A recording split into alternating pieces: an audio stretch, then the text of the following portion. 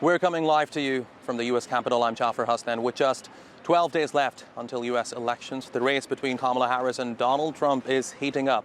Both campaigns are making their final push. In today's show, we'll discuss the issue of political violence in the United States in the wake of attempted assassinations on Donald Trump. And later, we'll also examine how Joe Biden's Israel policy could impact the Democratic Party. But first, here's the latest election update from TRT World's Craig Boswell.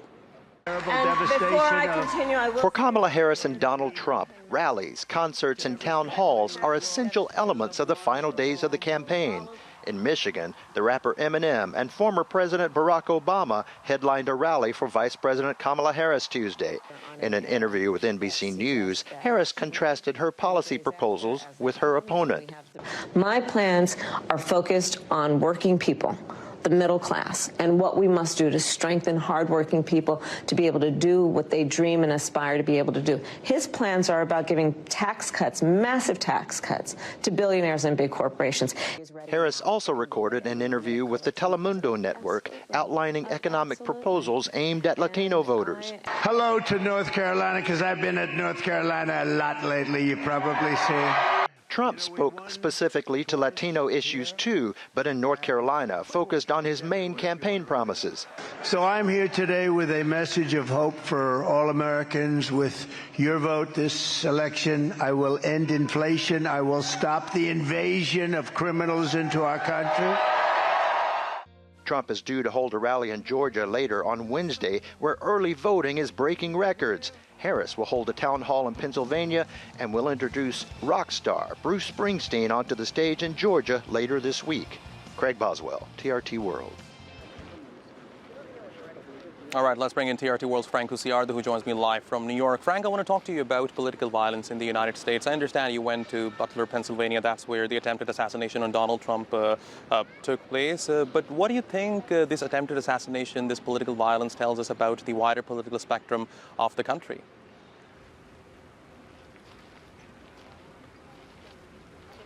Well, you know, July 13th was a defining moment in the middle of this campaign when Donald Trump was shot at by a person that was attempting to assassinate him. And after that event, Mr. Trump decided to return to the scene of the shooting. Now, when he did go back, a lot of the people in the town, Butler and Butler County, also went back to see him. But there was a lot of people there who also really kind of dreaded his return because they felt that he was bringing back the trauma to them and that they would be reliving the trauma all over again. So we looked up the reporters and the photographers from the Butler County Eagle who were in the crowd at the time of the shooting, and we asked them to tell the story for us. Let's hear more of what they had to say.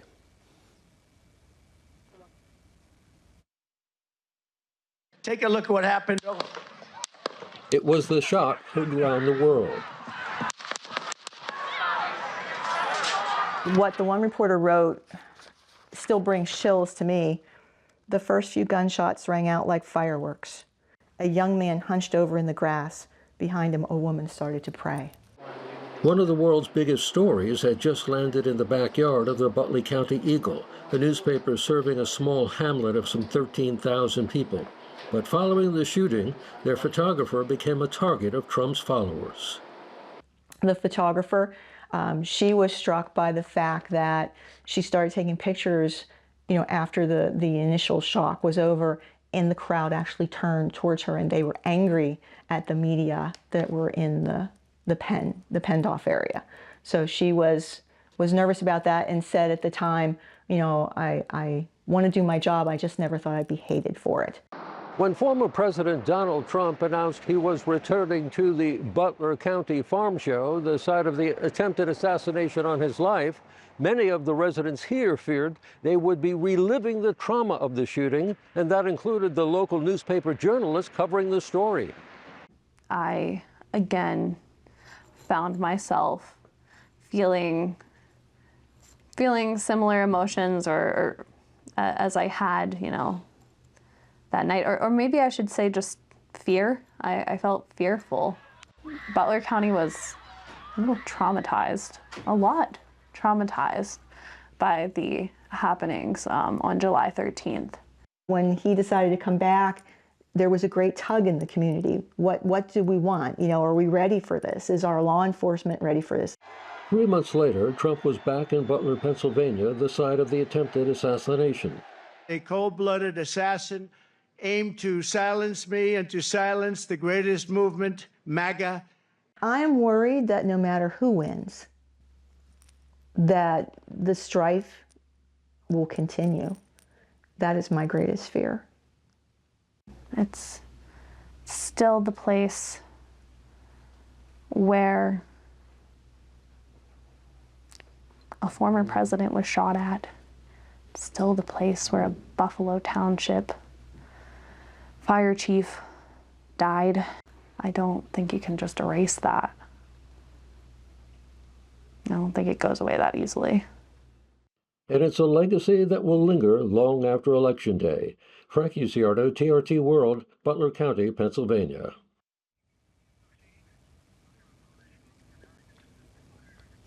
Now, Donald Trump and also Kamala Harris have crisscrossed Pennsylvania quite often since the beginning of the summer, and basically it has become one of the most important battleground states in this election. And during the previous election, Joe Biden barely won in Pennsylvania, but it was the state that put him over the top, and Donald Trump is hoping to turn that around this time. Back to you. That's Frank Uciardo live for us from New York. Frank, thank you very much indeed. Now, ever since the 2021 Capitol Hill riots, cases of political violence have been on the rise in the United States. Some of the cases range from a man punching 74-year-old in the head who was campaigning for Kamala Harris. Meanwhile, another person using all-terrain vehicle ran over an 81-year-old who was putting up a Trump sign in front garden and injuring him. So far this year, there have been more than 50 reported cases of political violence. In 2023, more than 75 cases were reported.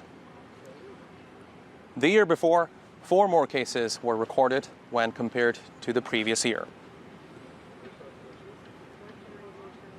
And in 2021, the year of that attack on Capitol Hill by Donald Trump's supporters, there was more than 90 incidents.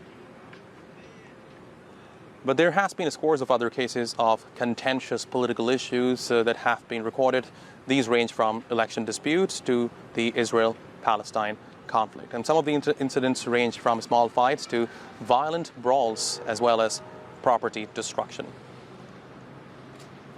All right, so for more on this, joining me now here on set is Reena Shah. She's a political analyst. Reena, great to have you here with us on TRT World. So I just basically read the political violence events that have taken place in the United States over the past few years. And it seems to me on January 6th, many thought that it was the tipping point. But it seems to me that since January 6th, political violence has been normalized in the country. Is that a fair assessment? I think the assessment by many Americans is that political violence is part and parcel of how we do our politics now. And I think at the federal level, seeing that imagery of our fellow Americans not just try to overtake the U.S. Capitol, but try to take the lives of our leaders, such as Vice President Pence, as well as former Speaker Nancy Pelosi, it shocked the consciousness, but only temporarily. So what does that mean moving forward? Well, we should talk about facts. Hundreds of Americans have been prosecuted and have seen jail time, currently are incarcerated for their roles in the rioting that day. But moving away from that, the rhetoric we have seen come out of the Republican Party is that many of these individuals were unfairly prosecuted. There are sitting members in the chambers of the Senate and the House of Representatives that are Republicans today who have gone and visited these incarcerated individuals and said that they will fight for justice for them. Again, it is all seeming like a little bit of a confusing situation because on the day that the rioting took place, the insurrection took place, we saw so many lawmakers, such as former Speaker of the House, Kevin McCarthy, condemn former President Trump, his part in inciting that rioting, and also condemning the individuals who did that. But it felt, again, there was a disconnect because in short time, what we saw was Republicans start to say, hey, that was sort of okay. How dangerous is this rhetoric for the country? hugely dangerous. I think we should anticipate violence after we get the results of next month's election. November 5th will not be the day we should worry about as we should worry about on January 6, 2025. Coincidentally, 4 years later, on that same date, we will see a certification of the votes. Now, last time, the certification did go on, even after the rioting, even after lives were lost and injured and blood was still on the floors of the U.S. Capitol. What we saw, though, the certification not have any challengers. There were a few dissenting voices here and there, all Republicans, but this time I suspect we will see more challenges to the certification of the vote on January 6, 2025. That is a dangerous prospect for how our procedures, our processes, the things that make us a representative democracy that are enshrined in our founding documents, that really imperils those very first principles. Okay, Rina, now let me ask you the big question, because certainly this was something that was being discussed when the attempted assassination on Donald Trump took place. To what extent do you think that assassination attempt has increased his chances of winning the election? Because, you know, history tells us that whenever such events take place, people, the general public, tend to sympathize with the person it is happening to. Do you think this will be the case for Donald Trump as well? I don't believe that the sympathy boost will help the former President Trump in this election anymore. Let's not forget that assassination took place in Pennsylvania at an open-air rally prior to the Republican National Convention. It was just a few days prior. And so going into that convention, people expected to see and hear a changed man in the former President Trump. They did see a bit of that at the convention, but in the week that followed, he reverted to his previous behavior, rhetoric that he has long employed, whether in his first run for the White House or in his second run for the White House. What we saw was an unchanged man. And I think that what it did was really essentially say to the American public, you're getting the same person that entered the White House in 2017 and lost it in 2020. So what we know now is that assassination attempt, though it was so ahistorical, though it was such a momentous occasion in history and truly sad more than anything else, because he really was within inches of losing his life, it just will not change anything now, because we're too far away from it. We're a very short-term electorate when it comes to how we see the events that change our impressions of a person at the ballot box. But I think a lot of responsibility can be attributed to politicians within the country, because the kind of rhetoric that we are hearing from politicians, from Donald Trump himself, for example, he has been saying there is an enemy within. What do you think he's trying to prove by saying these things? And just today we learned that his former chief of staff and other military members are not leaking, but they are saying that he had fascist tones in his comments about whether it was members of the military who he was supposed to be the commander-in-chief of. But he also evoked the name of Hitler. That is just something we have never in modern history ever heard an American president sympathize with. The former Nazi leader, the one who was responsible for thousands of lives lost in the Holocaust. That is not something we've ever known with these United States. So I submit to you that is far more important than really anything else Trump has said on the campaign trail in recent weeks. Yes, he has said things that are disturbing on many levels.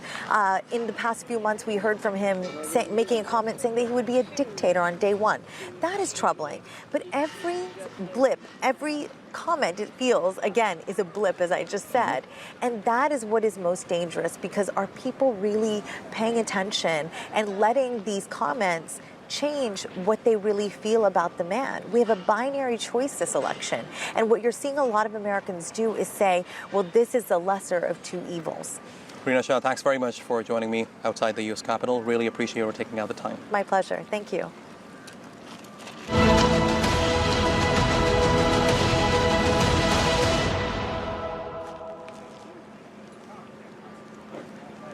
And now we have a report from TRT World's North America correspondent John Brain, where he looks at how President Joe Biden's support for Israel has impacted the Democratic Party. Have a listen. My name is Rua Roman, and I'm running to become the first Muslim woman in Georgia State House. As a Palestinian American and the first Muslim woman to be elected to Georgia's House of Representatives, Rua Roman is a proud Democrat. So naturally, she'd intended to endorse Kamala Harris's bid for the presidency, especially because she believed Harris would put pressure on Israel to end the suffering in Gaza. I had the opportunity to actually speak with Vice President Harris when she first was named, or when she first sort of became the presumptive nominee before she got the delegate votes. And I remember looking at her and I said, you know, my community is very cautiously but optimistic about your candidacy in a way that I haven't seen them this way at all election season. And they just, for them, the most important thing is for the bombs to stop. What was her response? At the time, I had left the conversation feeling very hopeful and very optimistic. And I thought, okay, this is somebody who gets it. But the bombs didn't stop. And when Roman and two fellow Palestinian Americans were refused permission to speak at the Democratic Party convention, she took part in a protest outside. Today, I watched my party say our tent can fit anti-choice Republicans, but it can't fit an elected official like me. I do not understand. I do not understand why being a Palestinian has become disqualifying in this country. She believes that in such a tight election, the Democrats' policy towards Israel and Gaza is fraught with risk. And the bare minimum these voters are asking for is don't hurt us and our loved ones. I don't think that's a very high bar, and I don't think that's an unattainable bar. And I think if Vice President Harris comes out tomorrow and says, I'm committed to enforcing international humanitarian law, I really think it would change a lot for her, for the better. Are you endorsing her? So, you know, like I said, at the DNC, my speech had an endorsement, right? It was available to her. Are you endorsing her now? I don't know if they want it. That's the thing. Could the Gaza war, in summary, lose Kamala Harris the election? Absolutely. And that's my biggest concern. It's a concern that's shared by many in the democratic movement. John Brain, TRT World, Atlanta. At TRT World's North America correspondent, John Brain, joins me here now. John, great to have you. Great report there. I wonder, to what extent do you think Biden's support for Israel has damaged unity within the Democratic Party? Well, it clearly has had an effect, and it could really have an effect on the election, as we've just been hearing there. And the problem for the Democrats is not the number of Arab American voters, it's their location. If they were spread evenly across the country, this wouldn't be an issue. But they're concentrated in certain areas, and in particular in a couple of those crucial swing states. And it's not that these voters who would normally vote Democrat are now going to switch their vote to Trump necessarily. That's pretty unlikely. It's just they probably won't vote at all, and that will allow Trump in. And if you ask them, well, do you really want Donald Trump? Isn't he going to be worse for Gaza, for the Palestinian cause? They say, well, how can it be any worse than it already is? The Biden-Harris administration have not been able to stop the war, not been able to stop the suffering. And the Trump campaign are being quite clever with targeted advertising. So if you live in Michigan, the message you're getting in those adverts is that Harris is not, she's very pro-Israel, she's going to continue the policies of the Biden administration of supporting arms for Israel, there won't be any ceasefire.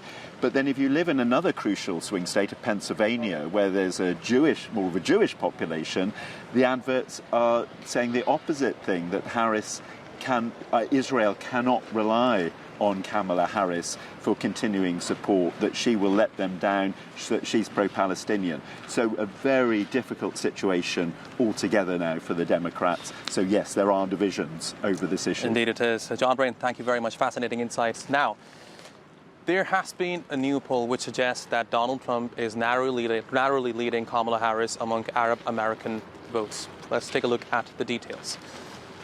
The News YouGov poll says Donald Trump holds a 2-point lead in the key demographic with less than 2 weeks until the election. Many also feel that the former president is more likely to solve both the Gaza and Lebanon wars. In a moment, we will be live in New Orleans with TRT World's Randolph Nogill, but first let's go to Los Angeles and speak to TRT World's Martin Marovitz. Martin, good to see you. First and foremost, Okay, we are going to go to Randolph. Sorry for this technical glitch. Randolph, now you and I have been talking for the past 2 days. Certainly many developments are taking place on a daily basis, but if you were to summarize the sentiments that you have gathered since you arrived here in the United States, how would you do so? Yes, well, I think a number of voters are really looking at what their economic fortunes will be. We've been talking about this again and again, and really talking to a lot of people in New Orleans, particularly African Americans. They're really they vote on issues, not as much tied to the traditional identity with each party. And that's because I think over the past 4 years, many have become disenchanted with the Biden administration. Certainly high inflation, the rising cost of living, including housing, have all hit African American communities hard. It's hit the middle class hard in general, but of course in African American communities it's exacerbated by racial wealth gaps and systemic economic discrimination. There's a real feeling that the Democratic Party has not been taking care of people commensurate with their promises. And of course, this is a community that has overwhelmingly voted Democrat in years past. Before Joe Biden basically pulled out of the race in July, his favorability numbers among African Americans had dropped to 63%. That's a dismal low, considering that in 2020 he won 92% of the vote. Now, the divisions in the African American community with respect to how they vote looks like this year, according to polling, that it's a generational divide as well. Many people over 50 are overwhelmingly supportive of the Democratic Party, but when you look at people under 50, that number changes. And as I say, it's deeply entrenched with economic issues, not feeling as though the Democratic Party is making good. There are indications that more African American voters, particularly men, will be voting for Donald Trump come November 5th, with polling numbers suggesting only 70% of African American men will vote for Kamala Harris. And that is obviously very, very low when you consider that usually those numbers are in the upper 80s to the lower 90s percentile. And Randall, perhaps this is primarily why we are seeing former U.S. President Barack Obama on the campaign trail with Kamala Harris. Absolutely. I can tell you that there has been a reaction to Barack Obama basically chastising African American men for not voting for Kamala Harris. That wasn't seen as particularly helpful when he made comments at a rally in Detroit. Really, the Democratic Party, according to many people we've spoken with here, needs to be reaching out and making their case why there's going to be some substantive change in real people's lives.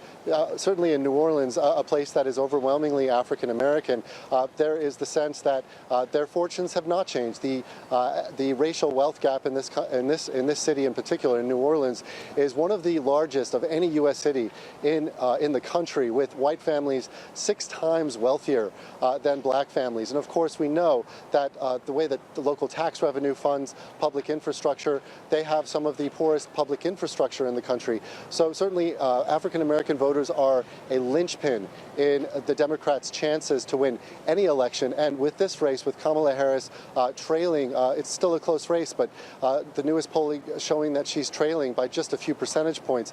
They're going to need every vote they can get, and the African American vote will certainly be one that they'll be counting on.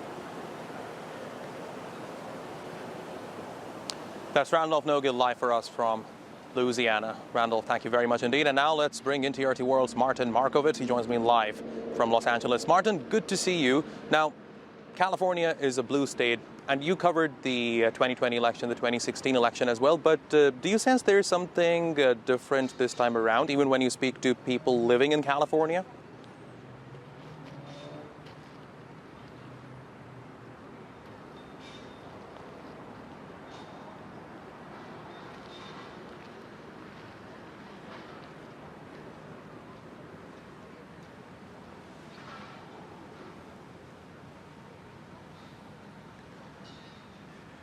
Well, actually, like what you just said, California is a completely blue state. It hasn't voted Republican since George Bush in 1988. In the city, San Francisco, Los Angeles, it's very, very progressive, and there's a big anti-Trump feeling. So, yeah, most people do believe that California will completely go blue this time around. It's really the other states that are near California that are a toss-up, with like Nevada, where Las Vegas is, and Arizona, where Phoenix is. I was actually in Las Vegas in Nevada. That is considered a toss-up swing state of 6 electoral votes. And a big surprising thing is that a lot of Latinos, has a big Latino population, are voting for Trump.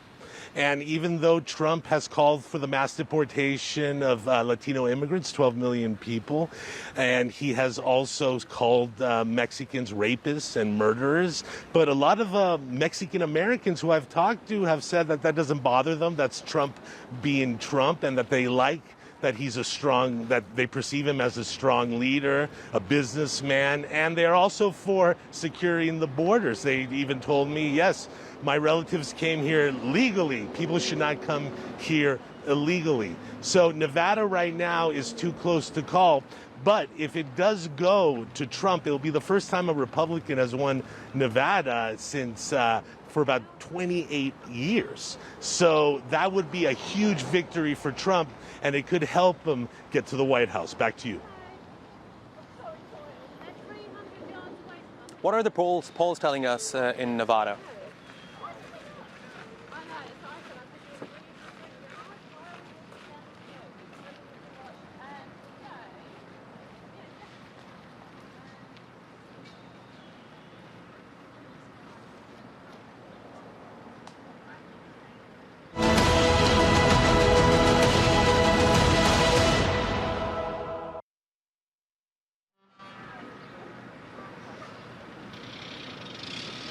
All right, we were listening to Martin Marovitz, who joined us live from Los Angeles. He was describing the sentiments over there and, of course, in neighboring states such as Nevada. And just picking up on what Martin Marovitz said, that if Nevada goes to Donald Trump, it will be the first time a Republican has won in that state. And certainly that could change the outcome of the upcoming U.S. election. That's all for today. Remember, starting on the 4th of November, we will be bringing you rolling coverage of the U.S. elections with in-depth analysis, guests, and reports from across the world. And certainly it is going to be a broadcast that you won't want to miss. So please make sure you tune into TRT World, not just on the 4th of November, but tomorrow at 17 GMT as well, because I'll be back with you, with my team, live from the U.S. Capitol. Goodbye for now.